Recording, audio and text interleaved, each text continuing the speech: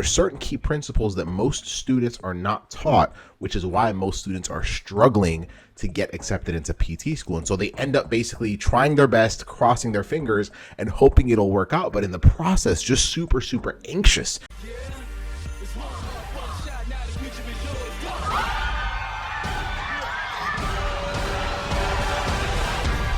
Here's how you can get into your dream physical therapy programs without fearing rejection. Now, this video, by the way, is for students who want to become physical therapists. That's what this platform is for.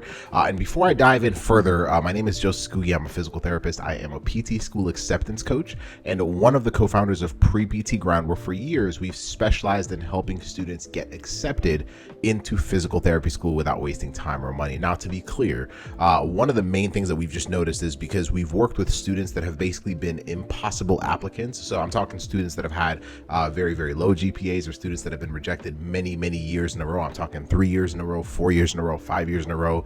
And there's certain things that we've done with those students that have helped them get accepted. And no, it wasn't just working harder. It wasn't just retaking classes, even though that is part of it. But there's certain key principles that most students are not taught, which is why most students are struggling to get accepted into PT school. And so they end up basically trying their best, crossing their fingers and hoping it'll work out, but in the process, just super, super anxious. And so in this training, I want to talk about how you, if you want to be a physical therapist, if you're serious about this and this is your calling and this is what you want to do with your life, I'm going to show you how you can get accepted into physical therapy school, the principles, the framework that you can use to get accepted into physical therapy school on your next attempt, if you're serious about making it happen, right? Now, what I want to kind of first of all start out with is understanding that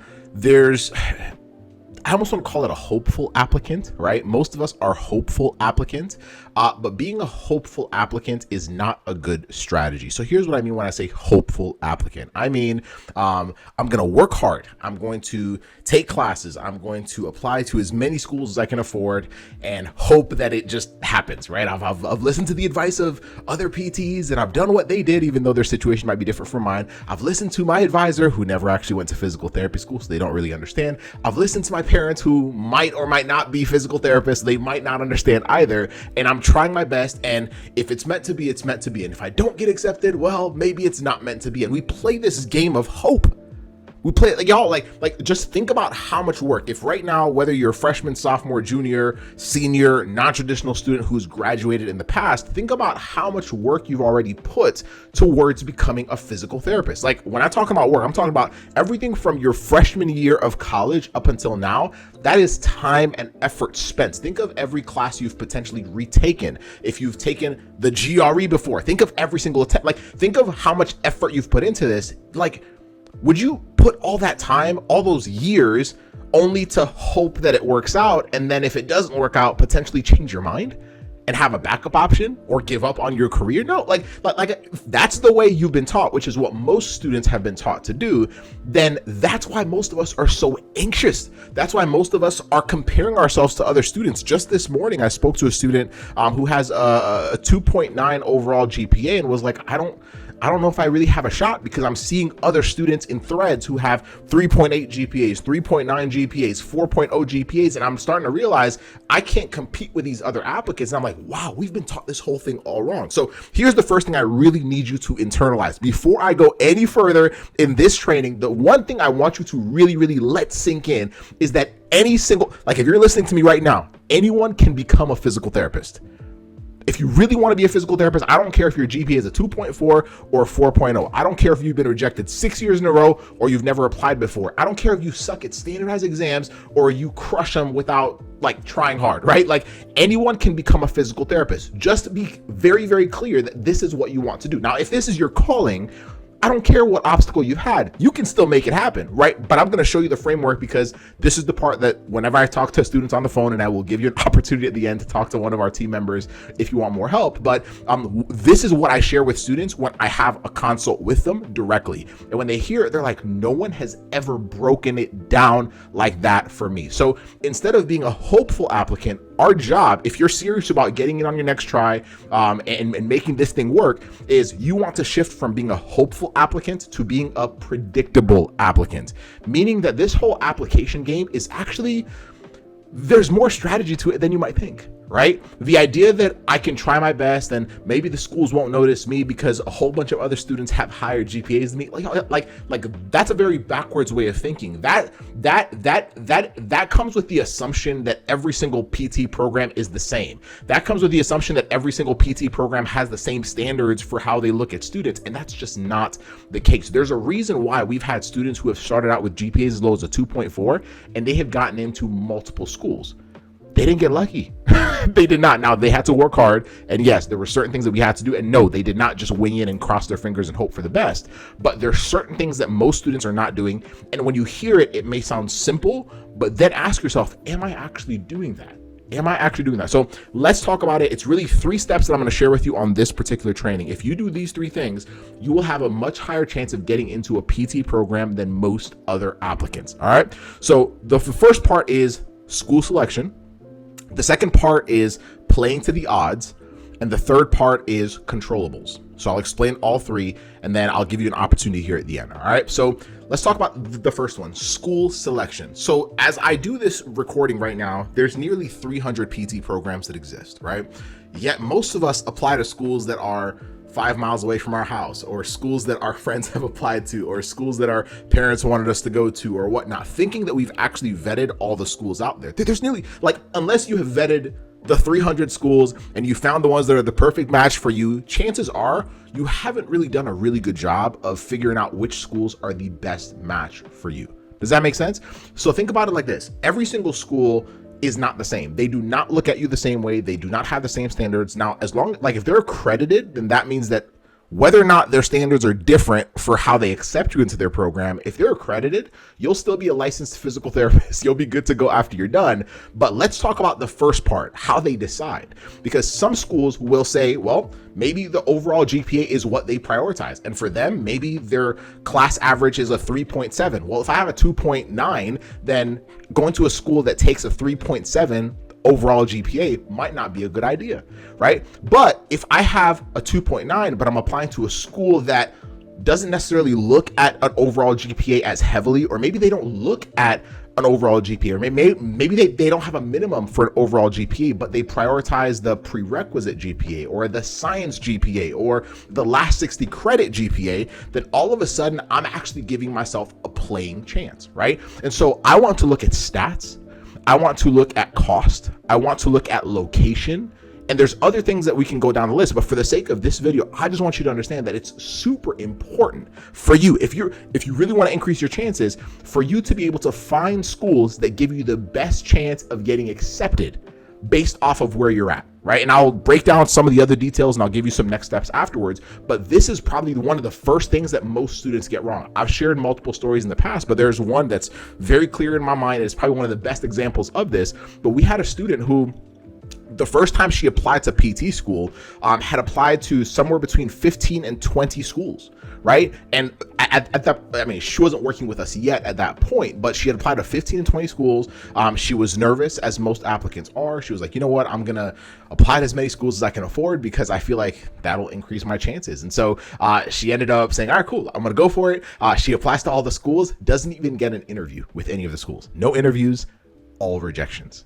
So the next time she goes to apply, her plan is to apply to somewhere between 25 and 30 schools. Because in her mind, she's like, well, like I only applied to 15 to 20. Let me just add another 10 schools and let's see if that increases my odds more. Right now, around that time when she was about to make that move, she reached out to us. She joined one of our coaching programs called the Acceptance System. And I was like, no. We can't be doing that. That's not selecting schools the right way. And so when we actually filtered down, helped her find the right schools, she actually narrowed down her list to 5.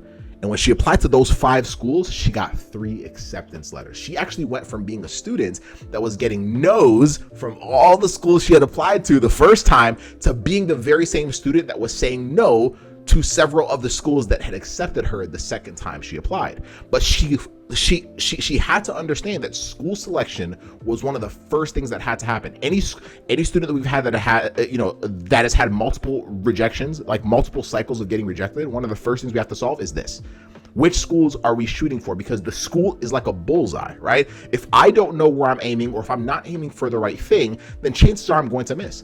if I don't know which schools I'm aiming for, that's like trying to apply blindly and hoping that you at least hit the dartboard. And that, like, it doesn't work that way. But none of us are taught it to us like this. Most of us are just told, just work hard, apply to whatever schools you want to apply to, as many schools as you can afford, hope for the best. And it's like, wait, no wonder a lot of students are getting rejected from PT school and assuming that they can't get accepted. And that's just not the case. So school selection, how am I selecting schools, and have I been taught how to choose them the right way? That's first point. The second one is playing to the odds. Over the years, and at this point, we worked with hundreds and hundreds of students. I'm not saying that just to say it. I'm saying it because, like, in one of our coaching programs alone, right now, as I record this, we have 542 students. So when I say that, I mean every word of it. And so we've worked with hundreds and hundreds of students over the years. And the sweet spot when it comes to applying to PT schools, once they have chosen the right schools, once they've filtered through all the schools that are potentially available to them in the United States, and they've been able to find the right schools for them based off of stats, based off of cost, based off of location, the sweet spot that we have seen with our students is somewhere between 4 and 7 schools to apply to. That's playing to the odds. If I want to give myself, like, even the best archer or the best basketball player, jump shot wise, or the best quarterback in terms of accuracy, sometimes can mess up, right? And so even if I have the right schools, only applying to one program, I should only be applying to one school if I know for sure that it's going to be a yes, right? And so if I don't know that it's a for sure yes, then my job is to, yes, apply to the right types of schools, but also play to the odds, meaning that I want to apply to at least 4, but usually no more than 7. And part of it, and I'm not going to dive into it on this particular training because it now gets super detailed, but there's layers to how well you need to understand the school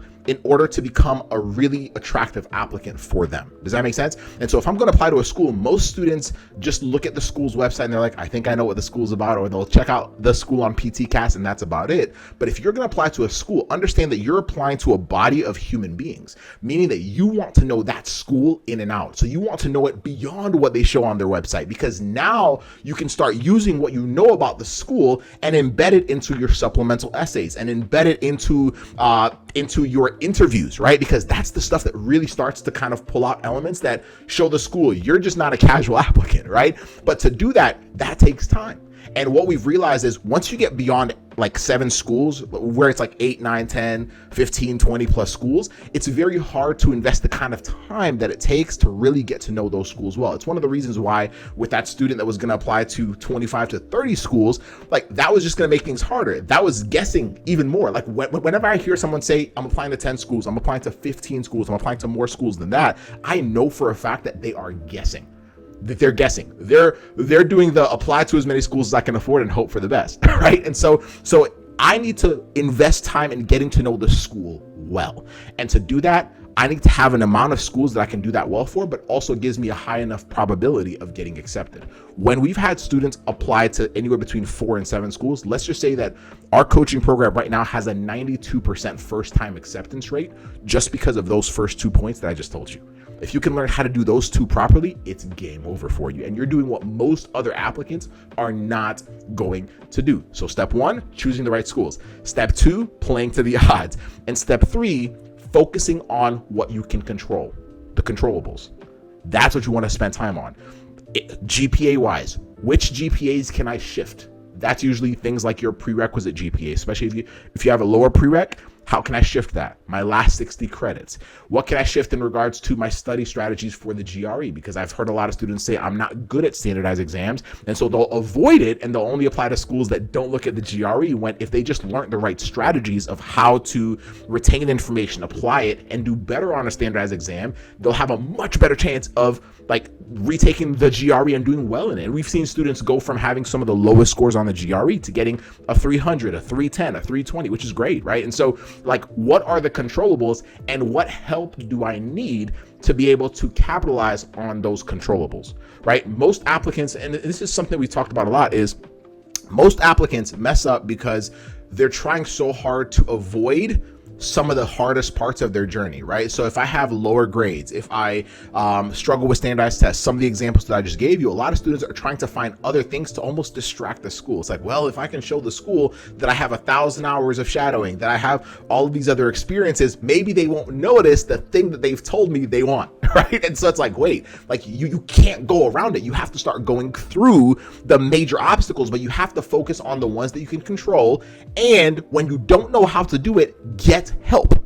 Get help. It's always faster to get someone that has experienced and can help you solve it than to try to guess your way through it, like try to distract the school, potentially get rejected 1 year, 2 years, and now we're wasting time. And remember, every year I don't get into physical therapy school is a year of literally not being a PT, meaning that that's a year removed from me being paid like a physical therapist. That's a year removed of me getting paid $85,000 a year, $75,000 a year, $90,000 a year. And so every year you're not getting in, just think of it that way. That's how much money I'm basically throwing away if I'm not focusing on the controllables. And when I don't know how to do it, I can't emphasize this enough, asking for help. Who is an expert that can help me solve this? When it comes to GRE, who is an expert that can help me solve this? When it comes to selecting the right schools, who is an expert that can help me pick the right schools? When it comes to, playing to the odds, when it comes to strategy, when it comes to all the different pieces, how can I leverage the help of other people for the areas that I do not feel strong in? And if you can do that, you will have a very high chance of getting accepted into physical therapy school. Now, don't get me wrong. This is not a cakewalk. It's not easy. But if you can do this, you now have a playing chance. Most students do not. And so all of a sudden, if you can start doing these things, it's like, wait a minute. All of a sudden, I'm setting myself apart from everybody else. And there's a reason why whenever we share stories and you're hearing about low GPA students that are getting it, they're like, I mean it when I say they're not getting lucky. They are not getting lucky. They worked their tail off for that, but they also did everything that I just told you. And they also got help for it. Does that make sense? And so that's what I wanted to cover in this training. That's how you can get accepted into physical therapy school this year or next year or whenever you're going to apply without the fear of rejection. Now, if after listening to this, you're like, whoa, okay, first of all, no one's ever told me that before. No one's ever broken it down like that for me. Well, I'm glad that you have finally heard it from somebody, right? No one's going to tell you this because this is just how we've taught students over the years. But if you want help and you're like, you know what? I don't know how to pull this off. I don't know how to execute on this. And I want help, like personalized help. Then do this. Go to www.acceptedstrategy.com. www.acceptedstrategy.com. Schedule a conversation with one of our team members. Let's talk to you directly. Talk about your current situation, where you're at, what controllables you can control, how to start planning for them, how to create a strategy that'll help you get accepted on your next attempt. And then from there, let's get to work. And so if that's you, only if you're serious. If you're not serious, don't do it. Don't do it. But if you're serious, well, there's hundreds of students waiting for you on the other side anyway, but we've been doing this for a long time. And if we can just help you do the 3 things I shared with you right now, your chances of getting into PT school go through the roof. So if you want to become a physical therapist, you don't want to waste time and you want to get there faster, that's how you do it. I hope this training was helpful. If this was beneficial to you, then do a few things for me. Number 1, share this with a friend.